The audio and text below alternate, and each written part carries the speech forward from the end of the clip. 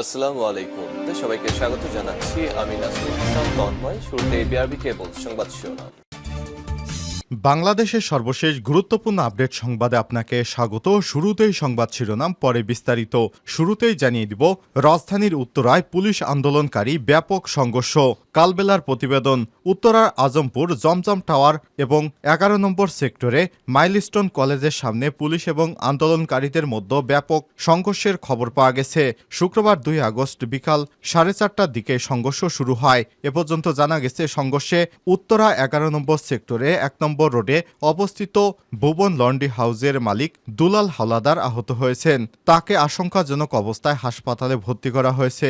এ সংঘর্ষের সময় গুলি এবং সাউন্ড গ্রেনেডের শব্দ শোনা গেছে। এরপর জানিয়ে দিব, জামিন পেলেন ৩৬ এইচএসসি পরীক্ষার্থী।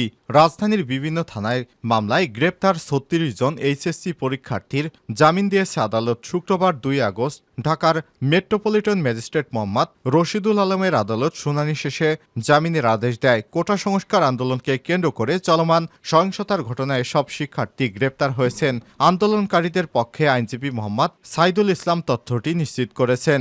জামিন পাওয়া শিক্ষার্থীদের মধ্যে আলী হোসেন, ইসমাইল তালুকদার, ইমরান হোসেন, আব্দুল কাদির, নাফিস, ইয়াসিন শেখ, আসিফ খান, আব্দুস সামাদ, এলাহি বক্স, সামির হোসেন, তানজিল হাসান, আলাউদ্দিন অপু, ফয়সাল আহমেদ, সামিউল আলম, শাখাত হোসেন, রনি শেখ, ইমরান আহমেদ, আফসার সম্রাট, খলিফা রাশিদুল ইসলাম তুহা, মাসুদ পারভেজ, আসিফ আলামিন, রায়হান ইসলাম, শাকিল আহমেদ, জাবের হোসেন, রুহুল আমিন, রাহাত আবদুল্লাহ, জাকি তুহিন, নাহিদ আহমেদ, মাসুদ রানা, শরীফুল ইসলাম, শিয়াব হোসেন, তাশরিফ স্বপ্ন, সোয়াদুর রহমান রয়েছেন। এদিকে আজ রাজধানীর বিভিন্ন স্থানে বৈষম্যবিরোধী ছাত্র আন্দোলনের ডাকে গণমিছিল হয়েছে।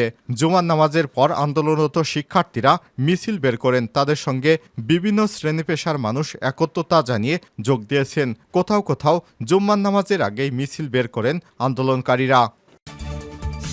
জামিন পেলেন ৩৬ এইচএসসি পরীক্ষার্থী। রাজধানীর বিভিন্ন থানার মামলায় গ্রেপ্তার ৩৬ এইচএসসি পরীক্ষার্থীর জামিন দিয়েছে আদালত। আর শুক্রবার ২ আগস্ট ঢাকার মেট্রোপলিটন ম্যাজিস্ট্রেট মোহাম্মদ রশিদুল আলমের আদালত শুনানি শেষে জামিনের আদেশ দেয়। কোটা সংস্কার আন্দোলনকে কেন্দ্র করে চলমান সহিংসতার ঘটনায় সব শিক্ষার্থী গ্রেপ্তার হয়েছেন। আন্দোলনকারীদের পক্ষের আইনজীবী মোহাম্মদ সাইদুল ইসলাম তথ্যটি নিশ্চিত করেছেন। জামিন পাওয়া শিক্ষার্থীদের মধ্যে আলী হোসেন, ইসমাইল তালুকদার, ইমরান হোসেন, আব্দুল কাদের, নাফিস ইয়ামিন শেখ, আসিফ খান, আব্দুল সামাদ, এলাহি বক্স, সামির হোসেন, তানজিল হাসান, আলাউদ্দিন অপু, ফয়সাল আহমেদ, শামিউল আলম, শাকাত হোসেন, রনি শেখ, ইমরান আহমেদ, আফসার সম্রাট, খলিফা রাশিদুল ইসলাম তুহা, মাসুদ পারভেজ, আসিফ আলামিন, রায়হান ইসলাম, শাকিল আহমেদ, জাবের হোসেন, রুহুল আমিন, রাহাত ওবায়দুল্লাহ, জাকি তুহিন, নাহিদ আহমেদ, মাসুদ রানা, শরীফুল ইসলাম, শিহাব হোসেন, তাশরিফ স্বপ্ন, সোয়াদ উর রহমান সহ অনেকেই।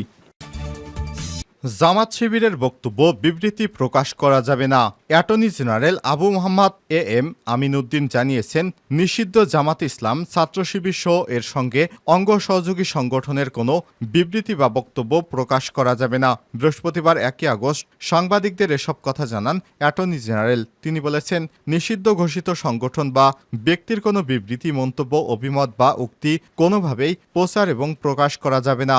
সন্ত্রাসবিরোধী আইন ২০০৯-এর ধারা ১৮/১-এর প্রদত্ত ক্ষমতা বলে বাংলাদেশ জামাতে ইসলামী, ইসলামী ছাত্র শিবির এবং এর অঙ্গ সহযোগী সংগঠনের রাজনৈতিক দল এবং অঙ্গ সংগঠন হিসেবে নিষিদ্ধ ঘোষণা করেছে সরকার।